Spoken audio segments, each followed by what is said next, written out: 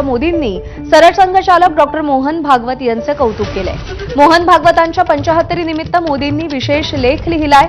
सातत्य आणि जुळवून घेणं या भागवतांच्या गुणांचं मोदींनी कौतुक केलंय। भागवतांनी अधिकाधिक तरुणांना संघ परिवारात आणल्याचं मोदींनी या लेखात नमूद केलंय। तर पंतप्रधानांनी आपल्या लेखात काय म्हटलंय आपण ग्राफिक्सच्या माध्यमातून जाणून घेऊया। सरसंघचालकांच्या जबाबदारीला मोहनजींनी व्याप्ती दिली, पूर्ण न्याय दिला। सातत्य आणि जुळवून घेणं हे दोन गुण मोहनजींनी त्यांच्या हृदयात जपलेले आणि त्यांच्या कार्यशैलीत आत्मसात केले।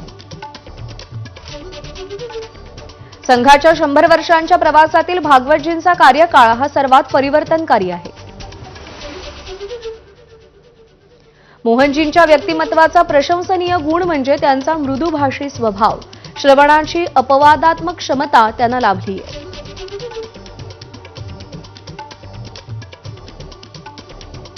मजबूत आणि समृद्ध राष्ट्रासाठी स्पष्ट दृष्टिकोन आणि निर्णायक कृती आवश्यक आहेत। मोहनजी या दोन्ही गुणांनी परिपूर्ण आहेत।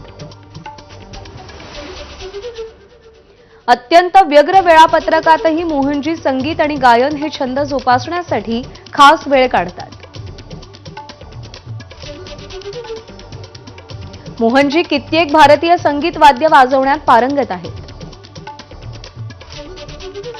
मोहनजींची वाचनाची आवड त्यांच्या अनेक भाषणांमधून आणि संवादातून दिसून येते। मोहनजी वसुधैव कुटुंबकम या विचारधारेचं मूर्तिमंत उदाहरण आहेत।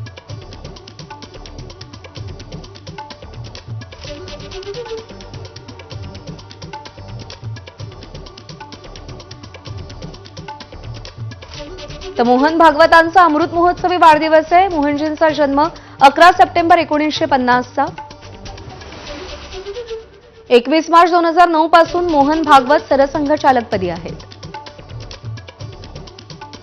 मोहन भागवत हे संघाचे 6वे सरसंघचालक आहेत। चंद्रपुरातल्या कराडे ब्राह्मण कुटुंबात मोहनजींचा जन्म झाला। भागवतांचे वडील हे मधुकरराव हे कार्यवाह आणि प्रांत प्रचारक होते। भागवतांच्या आई मालती संघाच्या महिला शाखेच्या सदस्या होत्या। व्हेटरिनरी सायन्सेस आणि अॅनिमल हजबंडरीमध्ये भागवत पदवीधारक आहेत। 1975 पासून संघाचे प्रचारक म्हणून त्यांनी काम सुरू केलं। 2017 ला राष्ट्रपती भवनातून अधिकृत निमंत्रण मिळवणारे ते पहिले सरसंघचालक ठरले।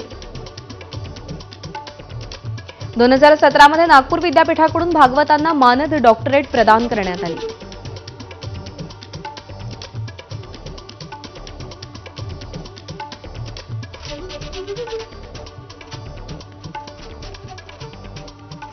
आणि यानंतर पुढची बातमी पाहूयात। उपमुख्यमंत्री अजित पवार आजपासून पुन्हा सक्रिय होत आहेत। अजित पवार आज मराठा समाजाच्या योजनांचा आढावा घेणार आहेत। सारथी आणि अण्णासाहेब पाटील आर्थिक विकास महामंडळाच्या योजनांचा ते आढावा घेतील। या योजनांसाठी वितरित केलेला निधी खर्च झाला की नाही याचा आढावा घेतला जाईल। मराठा आरक्षण उपसमितीची आणि अधिकाऱ्यांची आढावा बैठक